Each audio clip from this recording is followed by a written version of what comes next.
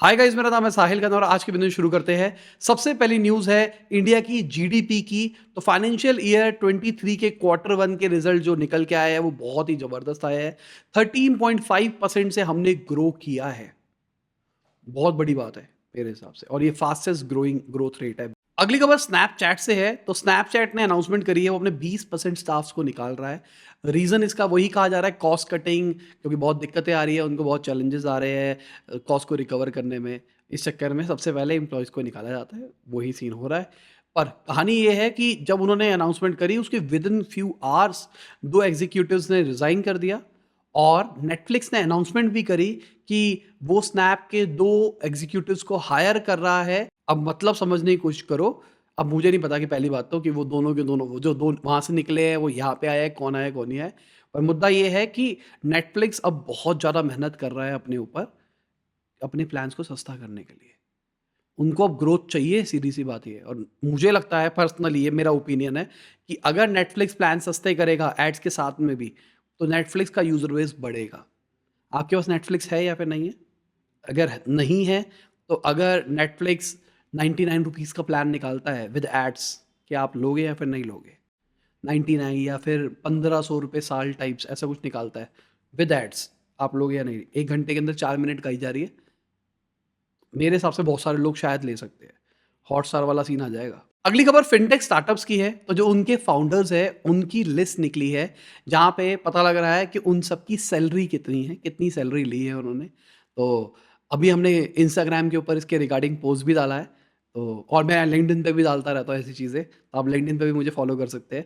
तो आप लिस्ट देख सकते हो कि क्या-क्या चल रहा है। इन्फोग्राफिक्स में हमने समझाने की कोशिश करी है इसको। अगली खबर कमर्शियल एलपीजी सिलेंडर्स की है। तो उनके रेट घट रहे हैं। ₹100 कहा जा रहा है और पूरी हर सिटी वाइज़ लिस्ट निकाल दी गई है।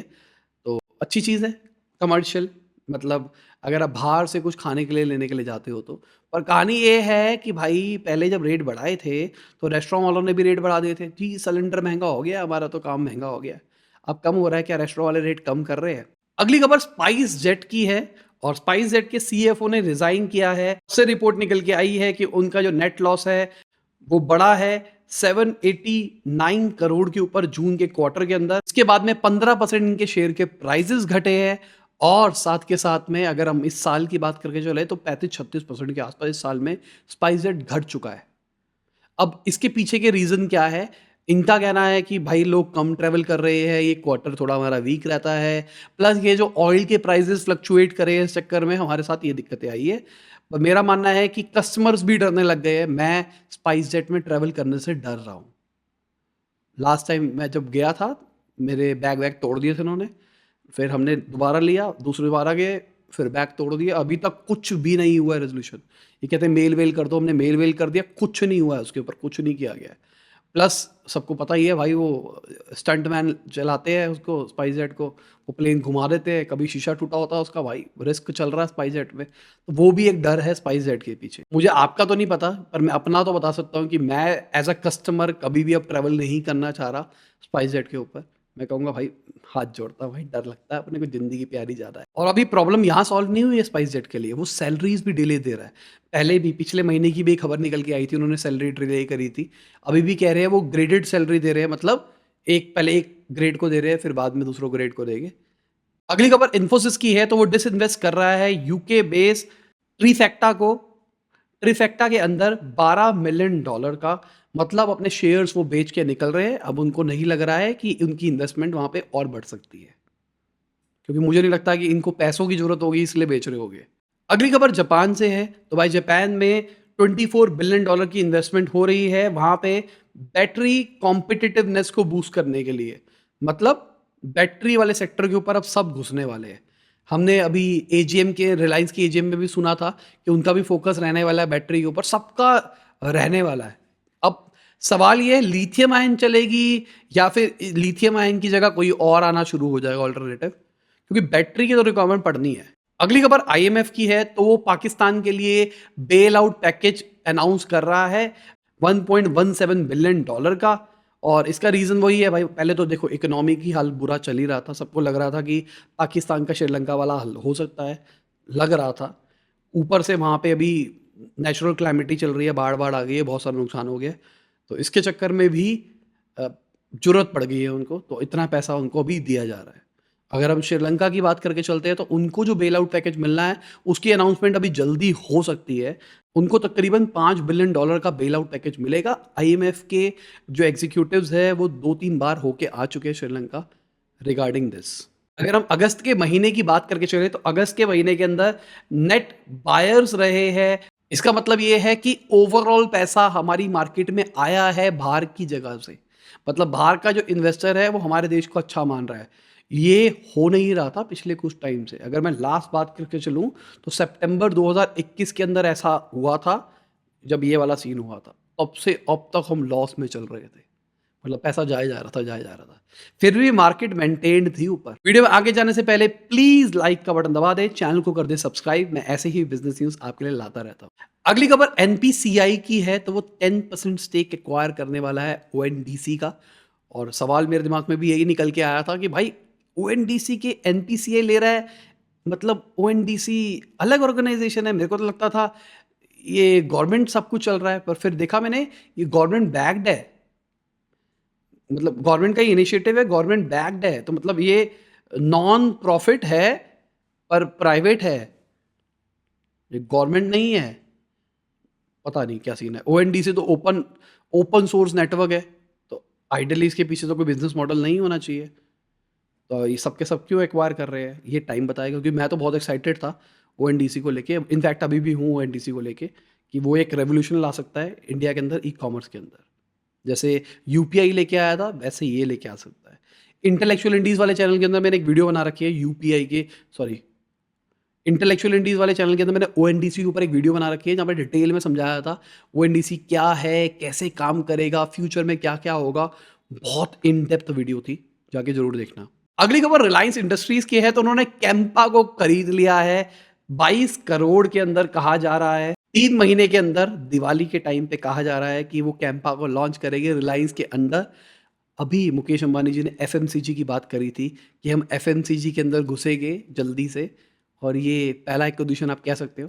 कैंपा मेरे तो पिए बहुत बार, क्योंकि सस्ती आती थी, एक के ऊपर एक बोतल फ्री मिलती थी। 50 रुपए की जिस जमाने में 2 लीटर की बोतल आती थी, तो एक पे एक बोतल फ्री मिलती थी। और थोड़ा सा ऊपर नीचे फ़र्क है, हमको तो मीठा पानी ही पीना है, क्या फ़र्क पड़ता है, हम तो ले लेते थे, सस्ते में पड़ती थी। बहुत यूज़ किया है कैंपा। आपने किया है या नहीं करी, नीचे कमेंट में बताना। अगली खबर अर्बन अनएम्प्लॉयमेंट रेट की है, तो वो घट गई है, 7.6% के अंदर पहुंच गई है अप्रैल से जून के क्वार्टर के अंदर, जो कि एक साल पहले अगर देखा जाए तो 12.6 हुआ करती थी। पर बात ये है, एक साल पहले कोविड था यार, तब के सिनेरियो को अब के सिनेरियो से कंपेयर नहीं किया जा सकता मेरे हिसाब से। मार्केट बहुत ओपन हो गई है, सब कुछ सही होना शुरू हो गया है। हाँ, जो वीसी बैक्ड कंपनियां हैं जिनका बिजनेस मॉडल खराब है, उसमें तो होगा कांड तो सारा का सारा। पर क्योंकि अभी बाकी कहा जा रहा है कि भाई रिसेशन आ सकता है, बहुत बुरा हाल हो सकता है, सबके सब ये कह रहे हैं, तो इस चक्कर में फायरिंग चल रही है अर्बन के अंदर भी। पर मुझे लगता है कि जिनका बिजनेस मॉडल फॉल्टी है ना, उसमें ज़्यादा फायरिंग चल रही है। अगली खबर रेड सीर के हिसाब से इंडिया का जो B2B जनरल ट्रेड है, वो $1.2 ट्रिलियन का पहुंच जाएगा 2030 तक। बहुत बड़ी बात है अगर देखा जाए तो। और B2B एक ऐसा बिजनेस अपॉर्चुनिटी है जिसके बारे में बहुत सारे लोग बात नहीं करते हैं। अभी कल परसों की न्यूज़ थी, हमने एक वीसी कंपनी के बारे में बात करी थी जिनका फोकस ही रहने वाला है B2B स्टार्टअप्स के ऊपर। तो क्या नेक्स्ट वेव B2B आने वाली है? अगली खबर एलॉन मस्क की है, तो उन्होंने जो उनकी कोर्ट प्रोसीडिंग होने वाली है ट्विटर वाले केस के अंदर, उसको डिले करने के लिए कहा है। क्योंकि अभी वो जो रिसेंटली विसल ब्लोअर निकल के आया था, जिसने ट्विटर के बारे में बहुत सारी बातें बताई अंदर की, उसके चक्कर में ऐसा हुआ है। वो कह रहे हैं कि अब इसको डिले किया जाए, अभी नहीं करना है, क्योंकि हम चाहते हैं कि इसको भी इन्वेस्टिगेट कर सके। इससे पहले एलॉन मस्क ने कहा था हमको ट्विटर का सारा डेटा चाहिए, हम चेक करना चाहते हैं। उसके बाद वहाँ की कोर्ट ने बोला भाई कुछ भी मांग रहे हो तुम, ये इलॉजिकल बात है। उसके बाद जाके अब एलॉन मस्क ने एक और बहाना निकाला है, बहाना तो नहीं कहूँगा मैं, लॉजिक निकाला है कि कैसे डिले कर सकते हैं इस प्रोसीडिंग को। क्योंकि अगर डिले होती है तो वो जो क्लॉज लगा हुआ है ना कि डील को कैंसिल करने वाला, वो पार हो जाएगा। तो 17 अक्टूबर से प्रोसीडिंग शुरू होनी है, 5 दिन की चलेगी। अब देखते हैं होती है 17 अक्टूबर को या फिर नहीं। अगली खबर टाटा स्टील की है, तो वो इन्वेस्ट कर रहा है हाइड्रोजन बेस्ड स्टील प्रोडक्शन के अंदर नीदरलैंड्स के अंदर। अगेन अच्छी चीज है, हाइड्रोजन बेस्ड मतलब एनवायरनमेंट ख़राब नहीं होगा।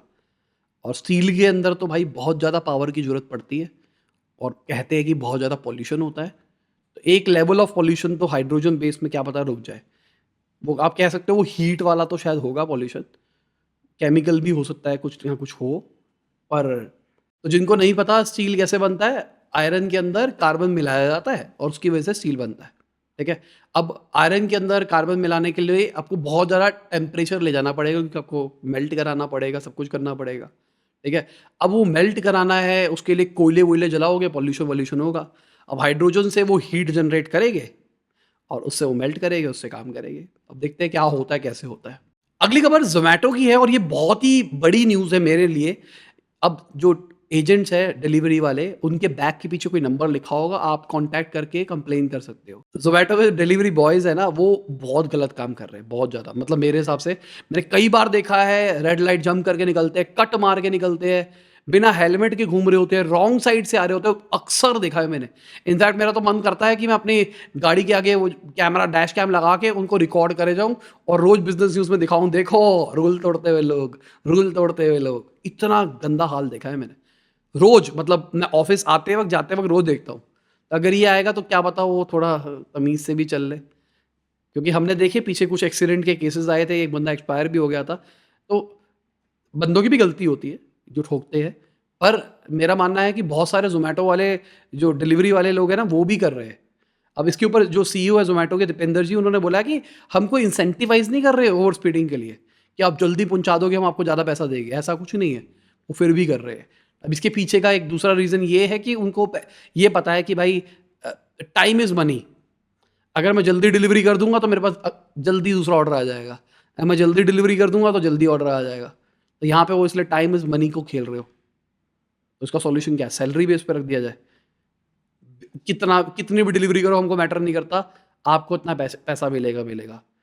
डीटीसी के अंदर सुना था मैं जब छोटा होता था ना, डीटीसी बस वाले जान करके स्लो-स्लो चलाते थे। रोक देते थे बीच-बीच में, क्योंकि उनका क्या चक्कर लगता है, 1 चक्कर, तो दिन के उनको 7 चक्कर मारने हैं एग्ज़ाम्पल के लिए।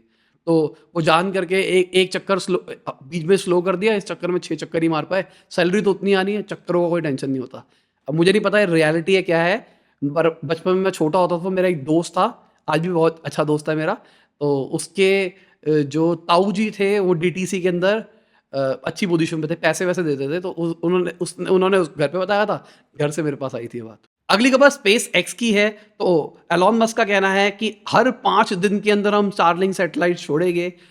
जो उनका मिशन है 100 वाला सीन, 100 मिशन करने हैं इस साल के अंदर। बहुत तेज़ी से वो सैटेलाइट तो भेज रहे हैं, बहुत बढ़िया चीज़ हो रही है।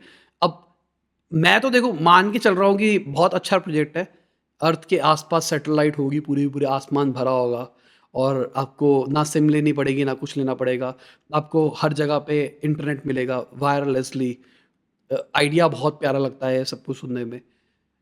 और लगता है ये एग्ज़ीक्यूट भी हो सकता है कि जिस तेज़ी से अभी-अभी बढ़ रहे हैं और अगर जैसे स्केल होगा, स्केल होने के बाद में इसका रेट भी कम हो जाएगा। फिर ये चीज़ बहुत अच्छी हो सकती है, अच्छा लगता है।